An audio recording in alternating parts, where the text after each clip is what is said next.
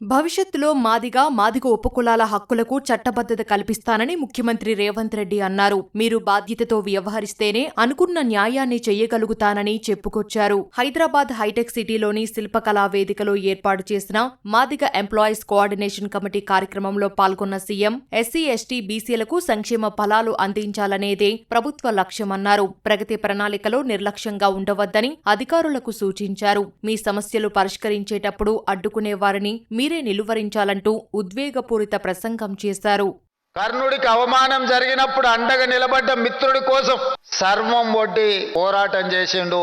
చివరి ఊపిరి వరకు అండగా నిలబడ్డాడు. కొందరికి నచ్చకపోవచ్చు, కానీ మాదిగలను మిత్రులుగా భావించి అండగా నిలబడాలి అని నేను అండగా నిలబడ్డా.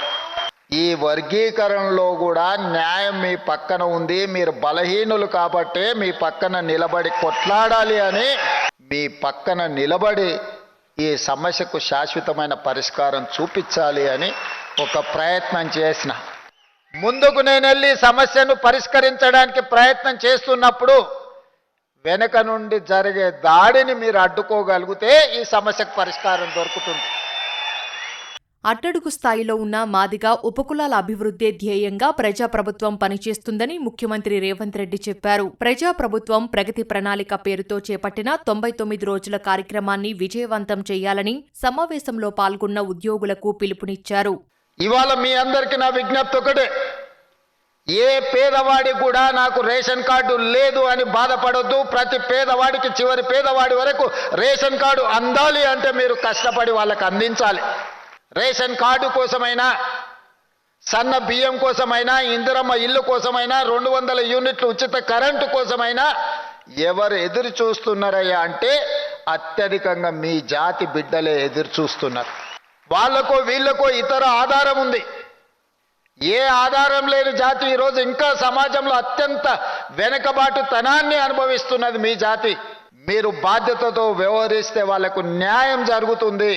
99 రోజులు ఒక దీక్షలాగా చేస్తే మీ జాతికి ప్రత్యక్షంగా పరోక్షంగా మీరు మేలు చేసిన వాళ్ళు అవుతారు. ఈ ప్రగతి ప్రణాళికలో ఏ ఒక్కరోజు కూడా నిర్లక్ష్యంగా ఉండకండి. మీ ఒక్కరోజు నిర్లక్ష్యం ఒక 10 దళిత కుటుంబాలకు న్యాయం జరగకపోవచ్చు. రాష్ట్రాభివృద్ధికి అందరూ ముందుండాలన్న సీఎం అందుకు విద్య కీలక పాత్ర పోషిస్తుందని చెప్పుకొచ్చారు. విద్యకు తమ ప్రభుత్వం పెద్దపీట వేసిందని, అందరూ చదువుకొని అభివృద్ధిలో భాగస్వామ్యం కావాలని పిలుపునిచ్చారు. ముందు నుంచి పంచడానికి భూములు లేవు, నజరలాన్ని చెల్లించడానికి నగదు లేదు.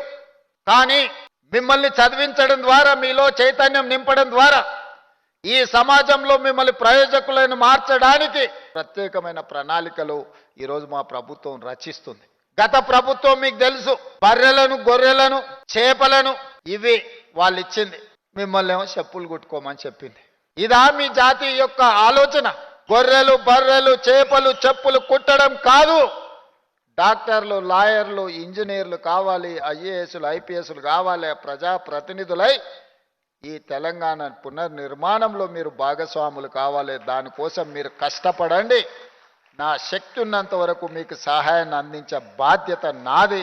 అంబేద్కర్ జయంతిలోపు మాదిగల సమస్యలు తీర్చేందుకు నిధులిస్తామని, నివేదికలు సిద్ధం చేయాలని సీఎస్కు ముఖ్యమంత్రి రేవంత్ రెడ్డి ఆదేశాలిచ్చారు. కార్యక్రమంలో సీఎంను మాదిగ కులాల నేతలు సన్మానించారు.